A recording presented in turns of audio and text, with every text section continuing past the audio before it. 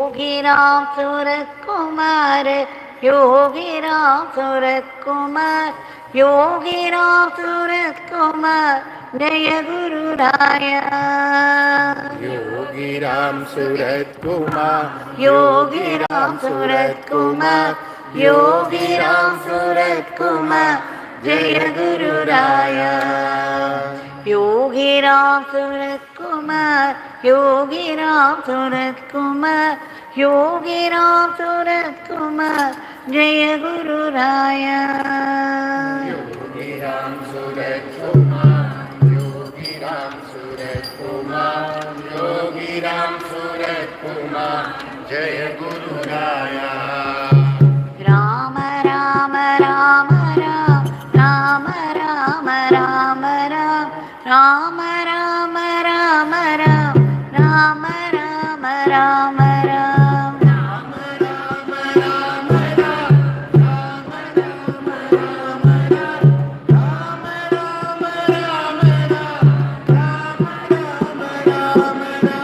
Ram Ram Ram Ram Ram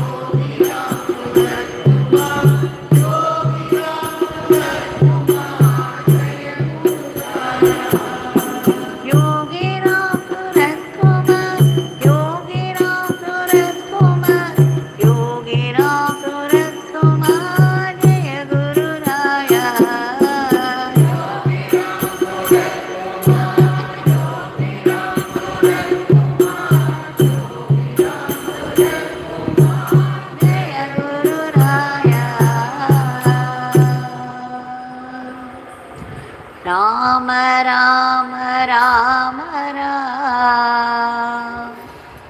Rama Rama Rama Rama Rama Rama Rama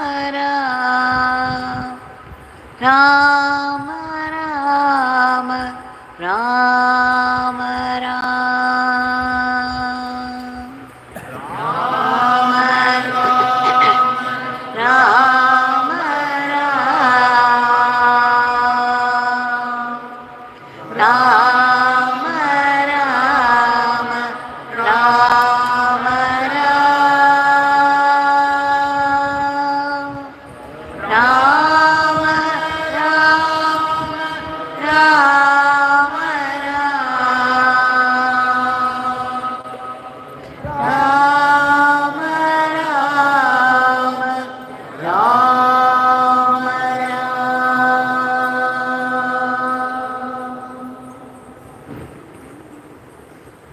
भगवान श्री योगी राम सूरत कुमार की जय।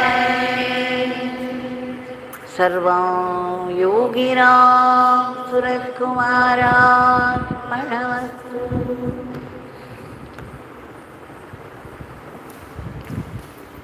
We have all been blessed this wonderful evening by one more session of Namasankirtan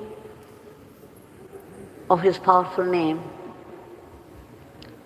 We know it is no small grace, and in celebration of this, with deep gratitude, we have offered the Nama lotuses at the lotus feet of Bhagavan. Now, there are many questions that arise in our mind regarding tapas, meditation, namajapa, satsang, puja, and yatras. They are all different ways of doing sadhana, and the ultimate aim is our merger with the divine. Bhagavan often said, he used to quote Swami Tulsidas, that satsang is above all this. It would be surprising to many of the people, but Tulsidas says very clearly and loudly that even a half a minute satsang, that is in the presence of a glorious soul, is the greatest of the sadhanas. Bhagavan said, quoting Tulsidas, that if you put all the wealth of the cosmos, all the wealth of the world, Kubera's wealth, and put half a minute satsang in the presence of a great soul, on the other plate of a balance, you would see how the plate containing half a minute satsang goes down and down. Meaning, nothing can compare with satsang. Naturally, there are many stories concerning this. Swami Shivananda of Rishikesh, everybody knows. He has written some interesting stories. Through stories, we can accentuate many teachings of the great masters more clearly and easily. So here is one of those Puranic stories that explains very well, without doubt, what is the best sadhana. We all knew how Rishi Vishwamitra did tapas, deep meditation, for years and years, for thousands of years. We also know about Rishi Vashishta. Now there was a difference of opinion between the two at one time.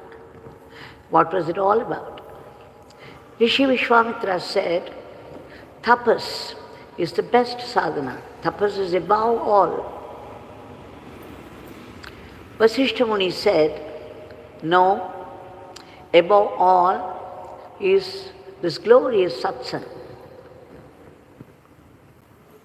Now, no matter how much they argued with each other, trying to convince the other, they just would not come to any conclusion. They could not. So finally, they decided to take it to Brahmadeva himself. Swami Shivananda, in places, describes it humorously. Brahmadeva saw the two great rishis approaching him with a difference of opinion. He was afraid of both. He hastily said, oh, I am very busy with creation. Can't you see? I have to create so many things. And I am very busy. I have no time for all this.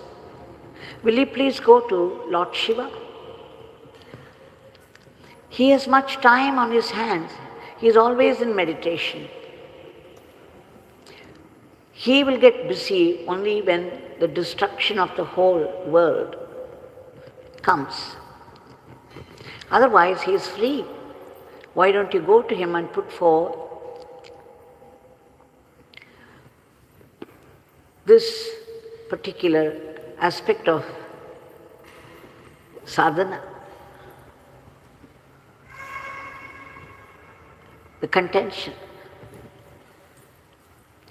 They said, okay, we see how busy you are. We shall now go to Kailash.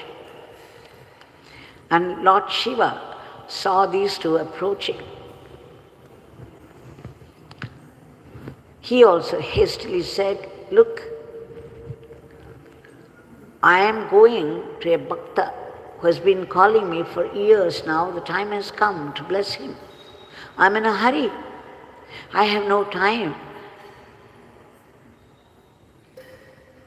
to decide about anything. You can go to Lord Narayana. You go to Vaikuntha.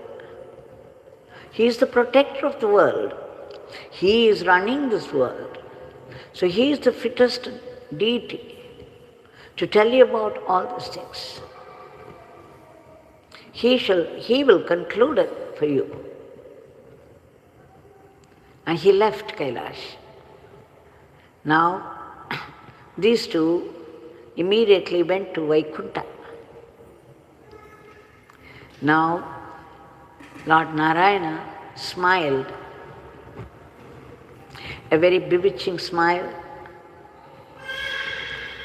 And then he said, look, I am Lord Narayana. I am above all these contentions.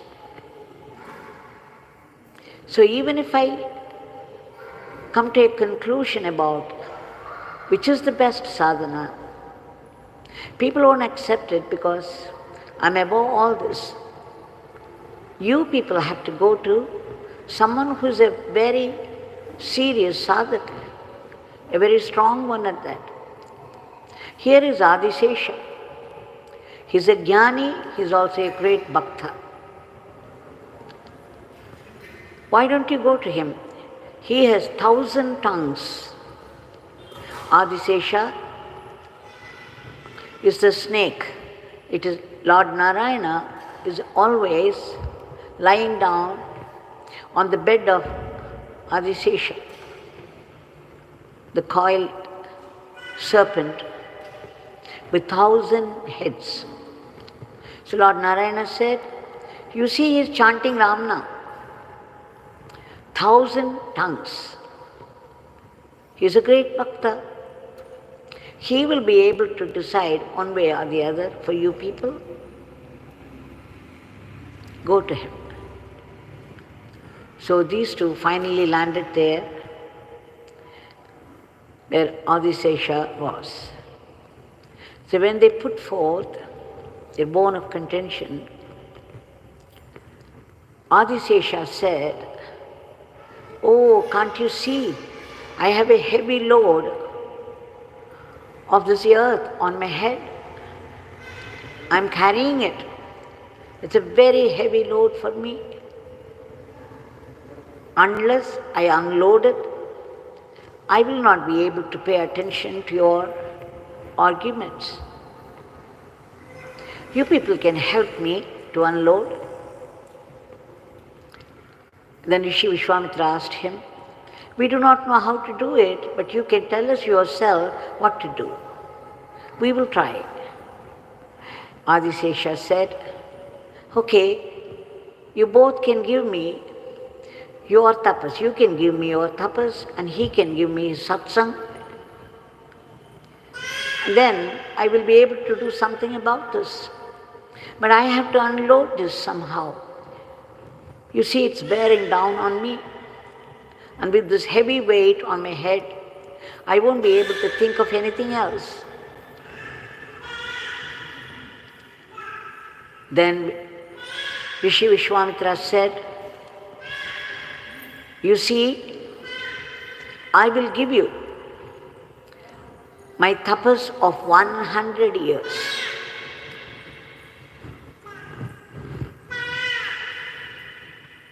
Adisesha said,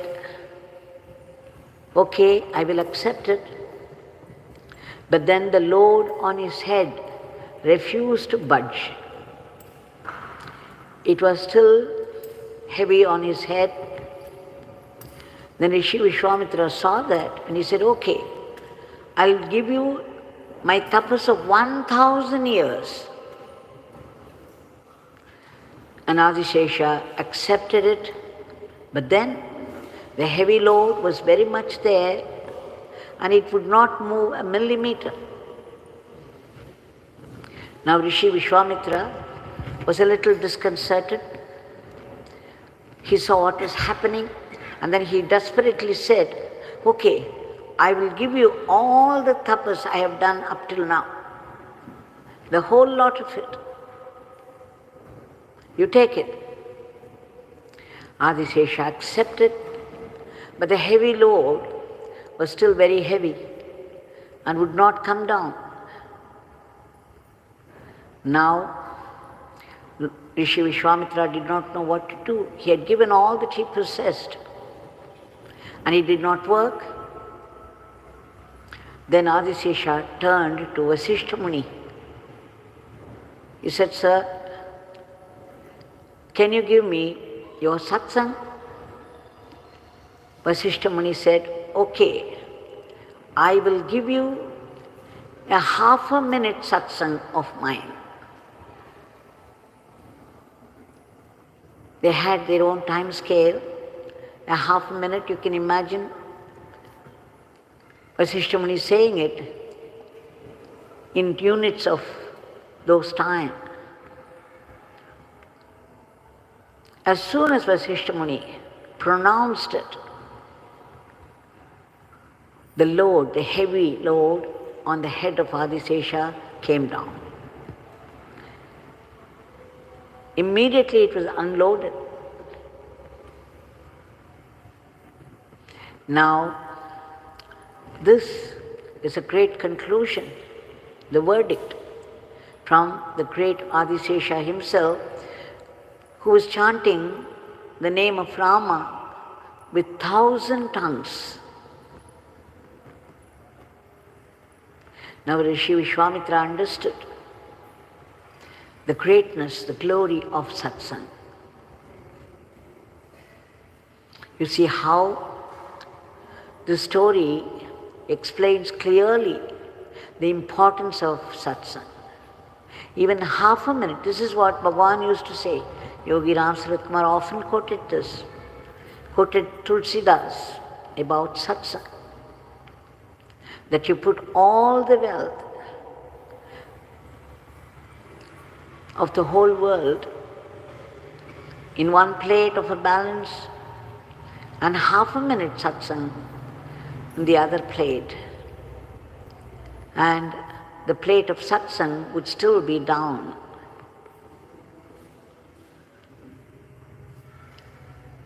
Nothing can compare with it. So you see, what is satsang then? We have to understand that. The great realized souls, the great masters who have become one with God, who are established the highest truth, the only truth. If they so much as give you a glance, or a touch, or a smile, or a word,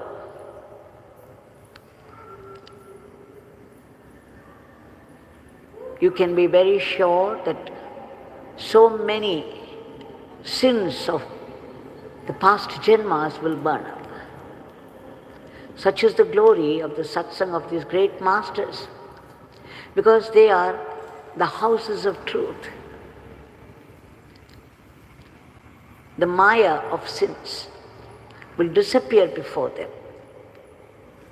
They say Mother Ganga, after many millions of people, they take a dip in her, leaving their sins at her feet, and then she suffers from that, and then she waits for these great souls to come and have a dip in her.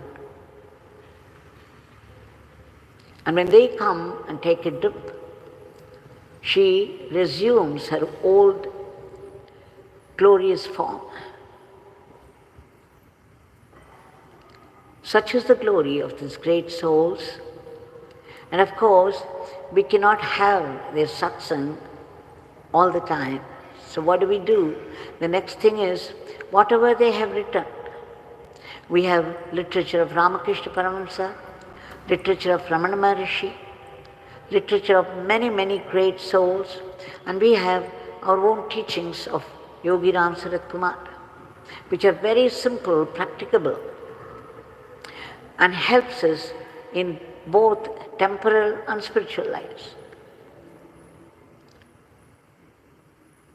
What is that? The main teaching of Yogi Ram Sarat Kumar. You chant the name, chant the divine name. The Nama and the Nami are one and the same. They are not different. So one thing, for easy satsang, when you chant the name, Yogi Ram Sarat Kumar said, when you chant the name of Rama, Rama is instantly present. When you chant the name of Krishna or Shiva, they are instantly present. When you chant the name Yogi Ram Sarat Kumar, my Supreme Father is instantly present. He would never say, I. So, you see, when you chant the name,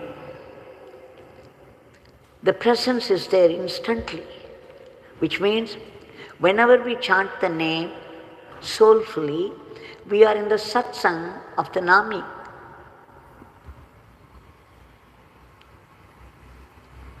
We can also read books, as I said, the great books of these great masters, and when you read them, every word they uttered carries the power of the self. So when you read them, you feel inspired. Or wherever the great masters are, the living masters, we can go, we can seek, we can go sit in their presence and seek their blessings. So there are many ways to be in contact with these people. One glance from them, one word they utter, one touch from them,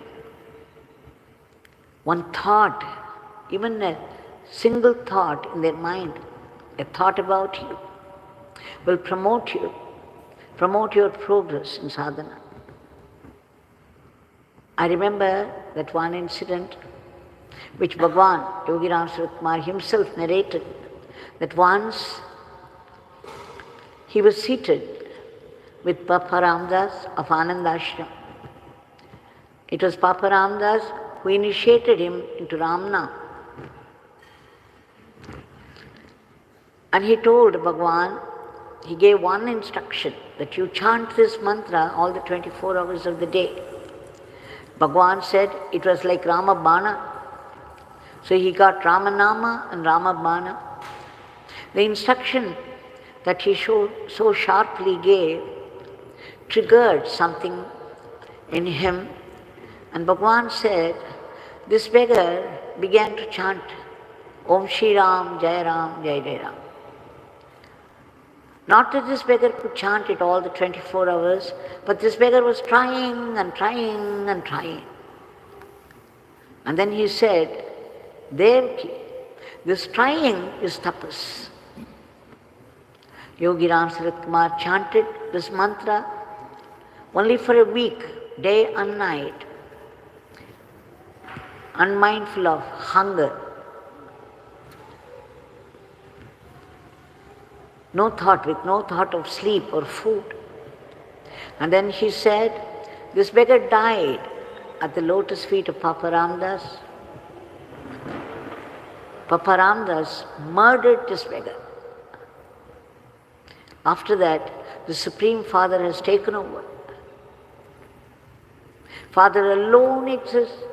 There is nothing else, no one else. So when there is a deserving disciple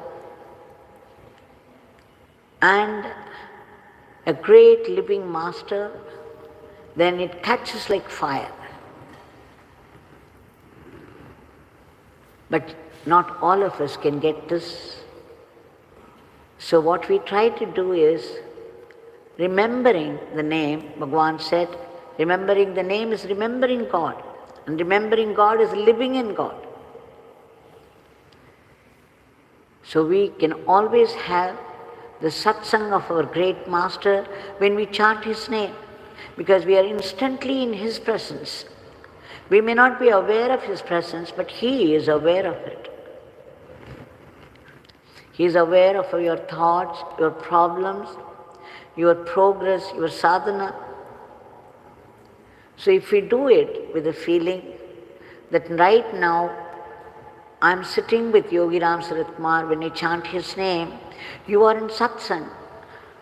If you don't find it inspiring, then read books of great masters that would inspire you, so that you can keep the lamp of inspiration burning all the time. So let us remember that satsang is the best sadhana. If you can spend even few minutes in the satsang of a great soul, you achieve so much more than you do otherwise sitting alone, struggling with your meditation. But then you must have faith in the satsang, faith in the truth that I am benefiting most in this satsang. Only in satsang you come to know about the glory of the name, and then only you can be devoted to it. You get to know the glory of God, then you become devoted to God. So satsang gives you jnana and inspiration for bhakti. We shall now offer our today's prayer at the lotus feet of Bhagwan. The prayers are important. You can join me if you can. Bhagwan, we beg you again and again, for that's all we can do, and we do it a million times, for your immediate divine intervention to change the way of the world as it is today. There is so much violence everywhere, growing enmity between people and countries and countries, so much killer competition.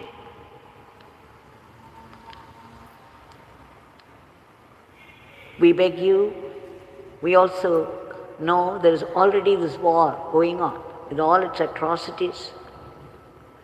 And there is again the sudden attacks of these cruel diseases. They are killer diseases.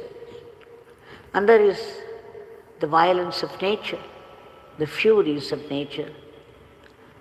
You are the cosmic controller.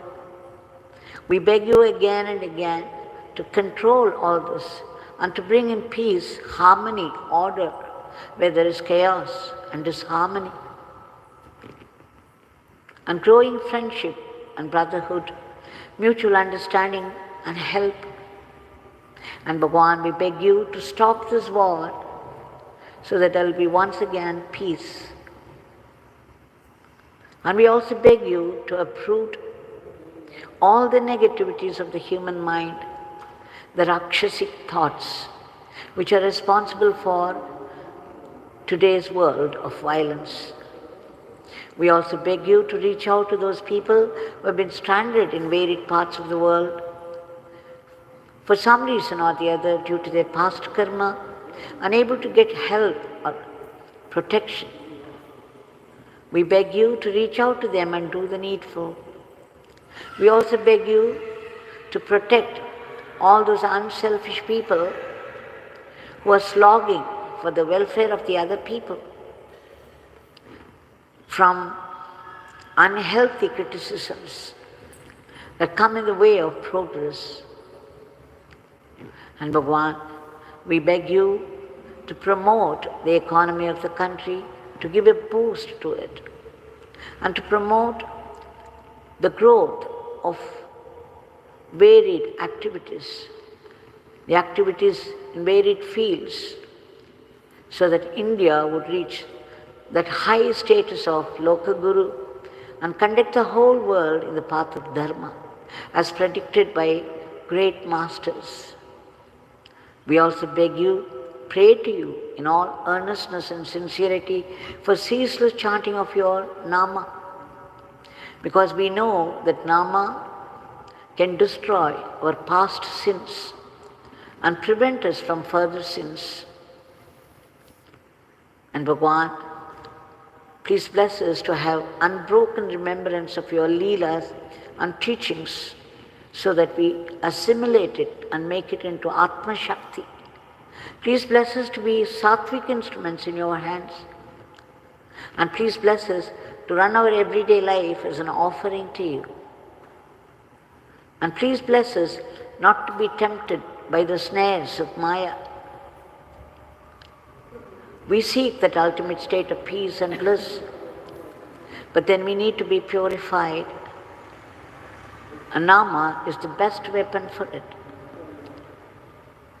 Because you can chant the name even amidst the noise of the marketplace, and you can chant it anywhere you like. And there are no rules or regulations for that. All that you have to do is remember God and chant His name, knowing that His presence is with you when you chant His name, and that He would do the needful for you. Bhagavan, please bless us. We have taken refuge in your Nama. Please bless us with a joyful chanting of your name. We also take refuge in service to you. Wherever we are, whatever part of the world we are, whatever work falls into our hand, we know the whole world belongs to you, and so every work is only yours. So if you do the work in the spirit of service to you, and joyfully at that, without any unhealthy competition or jealousy, all this would become our Atma Shakti. And Bhagavan, please bless us to practice acceptance. Acceptance of what? Whatever life brings to us, be it a joy or sorrow, coming from you can only be a great blessing and meant for our spiritual growth. If there is no suffering, we'll never turn to God. So it's meant for our greater good. Every suffering is a blessing in disguise. It pushes us towards God. And Bhagavan, please bless us to be able to see your living, vibrant presence everywhere and in everything. and bestow upon us, enable us to see your sankalpa, your will behind all the happenings of life. And Bhagavan, when there is a sudden attack of some past karma, it begins to play up, everything goes wrong in life, everything misfires. Then we begin to blame God, we begin to say that God is not blessing anymore, and we also blame others for our own failure, little realizing that we have invited our sufferings by our past karmas. Whatever you give to somebody, you will get it back. That is the law, the relentless law of karma. But you, in spite of our moving away from you, will hold us at your feet and convert all our sufferings into great blessings. You have given word. Please bless us to be grateful to you always. We also seek your blessings for all the species of the cosmos, in whatever state of being they are, to be lifted to a higher plane. And finally, we seek that liberation from the vicious cycle of births and deaths, the root cause of which is aham bhavam, that I am the body, and because of which the I and mine, utter selfishness, rules our life. We seek liberation from this tyranny of ego. Please bless us with that immortal life, that eternal living, an eternal servitude to you, that eternal supreme divinity. Jai Yogiram Kumar.